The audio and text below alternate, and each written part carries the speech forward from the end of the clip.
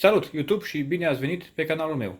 Astăzi am să vă vorbesc, dat fiind că tot este sezonul cald, după cum puteți vedea afară, am să vă vorbesc despre avantajele și dezavantajele unui aparat de aer condiționat portabil.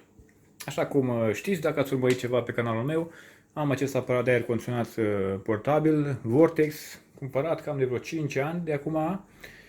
L-am folosit vreo 3-4 ani, dar de când mi-am montat un aparat de aer condiționat de perete, din ăla care are unitate afară, am renunțat în a folosi acest aparat. Dar totuși am să vă explic un pic care sunt avantajele și dezavantajele acestui tip de aparat pentru a fi mai bine informați înainte de a cumpăra unul. O să încep cu avantajele acestui tip de aparat, pentru că lista este destul de scurtă la avantaje, respectiv principalul și majorul avantaj al acestui tip de aparat este, bineînțeles, mobilitatea, portabilitatea acestuia.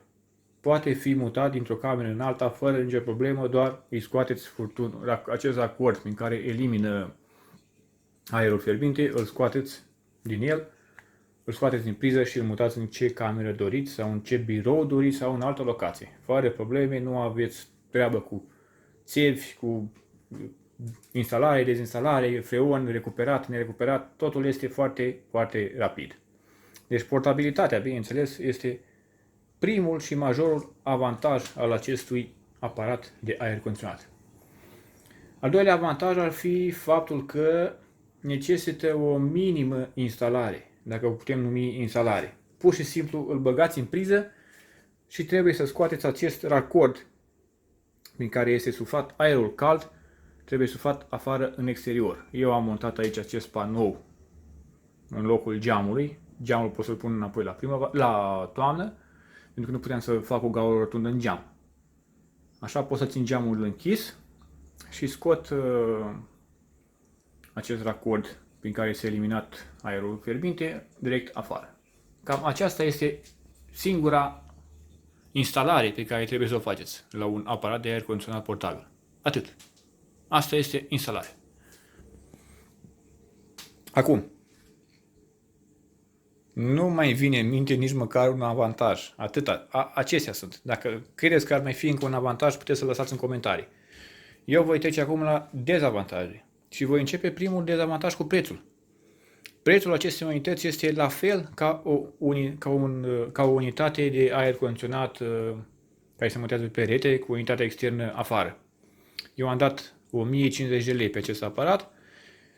Și pe aparatul Beko, cumpărat acum 2 ani, am dat 1000 de lei. Bine, a fost la Black Friday, dar puteți găsi pe EMAG aparate de aer condiționat la 1100 de lei, cam așa, 1150 de lei. Deci, prețul este la fel de mare ca un aparat de aer condiționat clasic care se montează pe perete. Al doilea dezavantaj ar fi că este foarte ineficient acest aparat. Este ineficient pentru că atunci când îl pornim, în casă se creează o presiune negativă, pentru că el are și unitatea internă și externă, și vaporizatorul și condensatorul înăuntru, iar el, după cum puteți vedea, prin acest furtun elimină aerul fierbinte care trece prin condensator. Din acest motiv, pentru că elimină aer pe aici, trebuie să tragă aer pe undeva. Când folosiți acest aparat de aer condiționat, trebuie să lăsați un geam deschis sau undeva, în altă cameră. Trebuie să lăsați un geam deschis. Și dacă puneți mâna sau încercați să deschideți geamul sau încercați să deschideți ușa când aparatul de aer condiționat portabil funcționează, o să vedeți că se deschide cu dificultate. Tocmai din cauza diferenței de presiune create de acest aparat.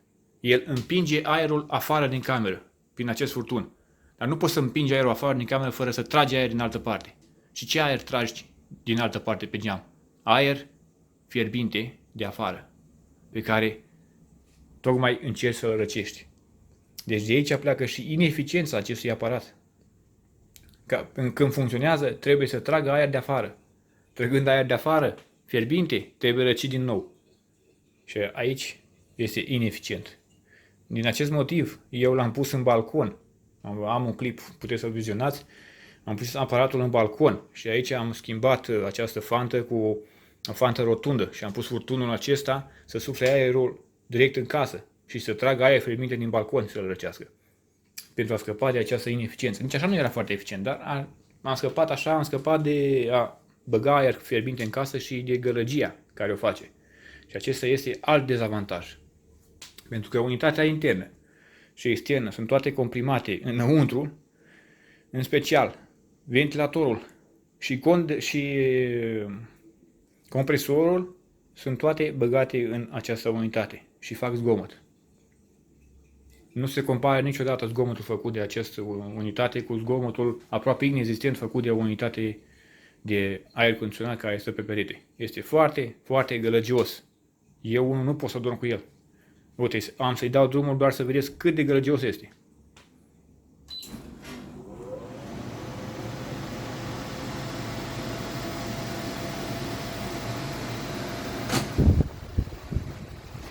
Deci, după cum se poate observa, este destul de gălăgios. Și este reglat pe fan speed. Acum este pe low. Vedeți?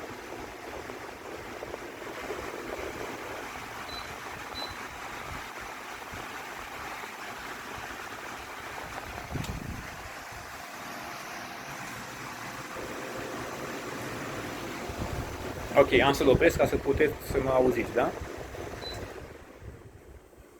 Deci, așa cum am spus, este foarte gălăgios. Din cauza faptului că compresorul se află tot în casă, iar ventilatorul care suflă aerul peste condensator este tot în casă. Acest motiv îl face gălăgios. Să trecem la chiar alt dezavantaj. Acest furtun de evacuare a aerului se înfierbântă, se face foarte fierbinte. Dacă stai lângă el după câteva ore de funcționare a aparatului, vei simți o căldură emanată de acest furtun. Din acest motiv, producătorul recomandă ca acest furtun să fie menținut cât mai scurt, tocmai pentru a evita degajarea căldurii înapoi în cameră. Alt dezavantaj major. Deci, după cum puteți vedea, dragi youtuberi, un aparat de aer condiționat portabil prezintă doar dezavantaje. Dezavantaje majore în folosința lui. Dar sunt din ce în ce mai populare. Tocmai din cauza faptului că sunt portabile. Îl instalezi aici, numai pentru câte vară, 2 luni, câte cald afară, apoi pui geamul înapoi, iei unitatea, o depozitezi undeva în apartament dacă ai loc, dacă nu-l duci în beci, în garaj, ai scăpat de problemă. Dar el este ineficient, așa cum am explicat. Ineficient, gălăgios și celelalte dezavantaje pe care vi le-am spus. Trage aer de afară în casă să-l încălzească, să-l răcească înapoi. Furtunul acesta se face foarte fierbinte. Dacă stau aici lângă el, m-am spus, se simte cum radiază căldura din el. Dar, cu toate astea, răcește. Răcește camera, răcește apartamentul. Scuze, încă un dezavantaj. Mai avem un dezavantaj aici. Aici jos este un recipient de golire. Aici se scoate și curge apa. Cam greu de făcut, după cum vedeți, distanța între sol și acest dop este destul de mică. Nu prea îți încape nici măcar o cană aici. El, după 2-3 ore de funcționare, se va opri compresorul automat. Pentru că se umple recipientul cu apă. Și trebuie să-l golești. La un aparat de aer condiționat care e montat pe perete, nu îți faci probleme, pentru că condensul curge direct afară. Da? Dar asta e. Ce putem face? Asta este alt dezavantaj al acestui aparat de aer condiționat portabil.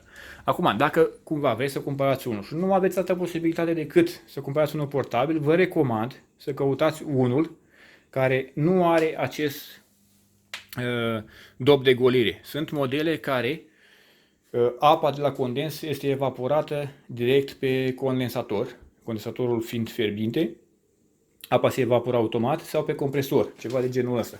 Vedeți, condensatorul se află aici.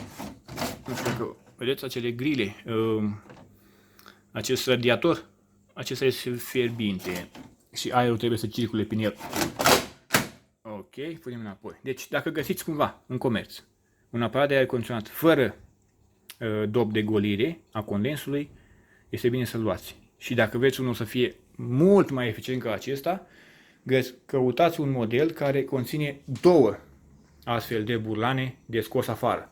Pentru că unitatea care conține 2 burlane, printr-un burlan va fi evacuat aerul cald direct afară, iar prin al doilea burlan va fi tras aerul de afară, răcit și dat în cameră.